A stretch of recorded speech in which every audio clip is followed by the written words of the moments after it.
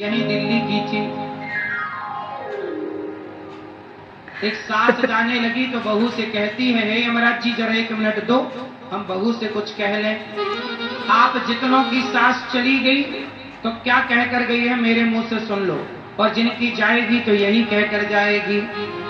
सास ने कहा, 1 मिनट की मोहलत दे दो, करूं बहू से बात।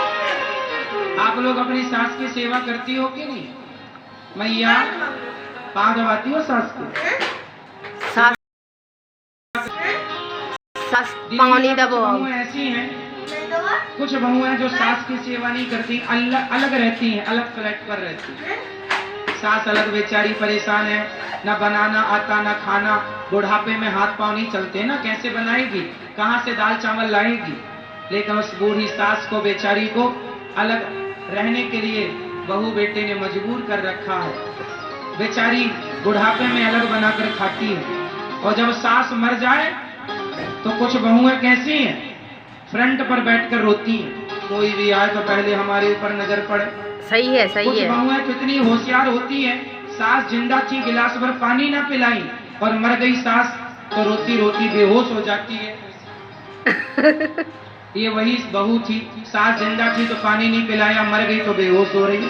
इतना नाटक देख देख के, सीरियल देख देख के नाटक करने लग गई है। सही है, सही है। बाल्टियों से आंसू बहा रही है, जितना आंसू बहा रही है इतना पानी पिलाया होता सास को तो कुछ और दिन जिंदा होती। मैंने तो ये भी सुना है, बड़े बड़े शहरों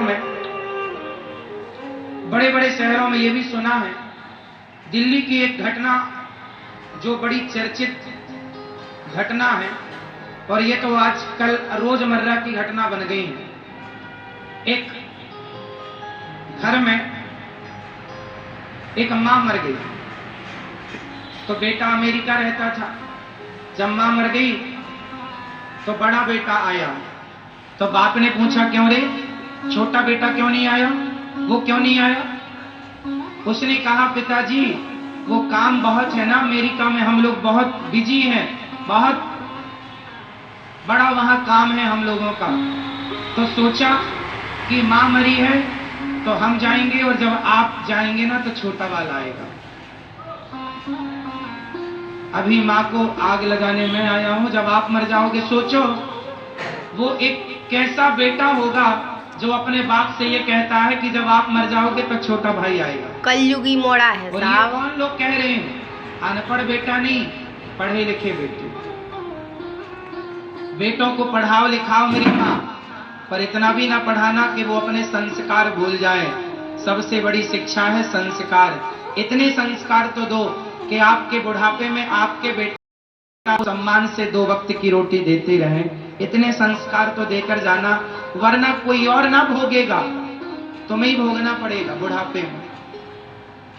क्योंकि हर बूढ़े को एक सहारे की जरूरत होती है, और वो सहारे के रूप में हर माँ बाप बच्चे को पैदा करते हैं इसलिए कि ये मेरा बुढ़ापे में सहारा बनेगा। पर आज के पढ़े लिखे बच्चों को पता नहीं क्या हो गया है, वो माँ बाप का सहारा बनना ही नहीं चाहते, उन्हें खुद सहारा चाहते, जीना चाहते हैं, किसी का कोई इंटरफेयर नहीं चाहते। वो तो बम बताई को सहारा चाहिए। एक माँ जब मरती है तो वो ये चाहती है कि मेरा बेटा मेरे पास हो, मेरी बहू हो, मेरे अपने लोग मेरे साथ हो। अभी गौरी गोपाल आश्रम में एक माँ की मृत्यु हो गई कुछ महीने पहले, तो हमने बेटे को फोन लगाया कि बेटा तुम्हारी माँ चली गई भगवान के घर, यहाँ पर इलाज वगैरह सब कुछ हुआ पर बुढ़ापा था, चली गई, आओ अंतिम दर्शन कर लो अपनी माँ का। जीते जी पानी ना पिला सके, जीते जी रोटी ना खवा सके, तो कम से कम अंतिम दर्शन करने आ जाओ। बेटे ने साफ इनकार कर दिया, हमें फुर्सत नहीं है, आप ही कर देना सब कुछ। ये सत्य घटना, मैं तो रोज ऐसे दौड़ लगभग देखता हूं। खुद की माँ मर गई, मरी पड़ी है, और बेटा कहता मुझे फुर्सत नहीं है, अब बेटा की बारी रहेगी।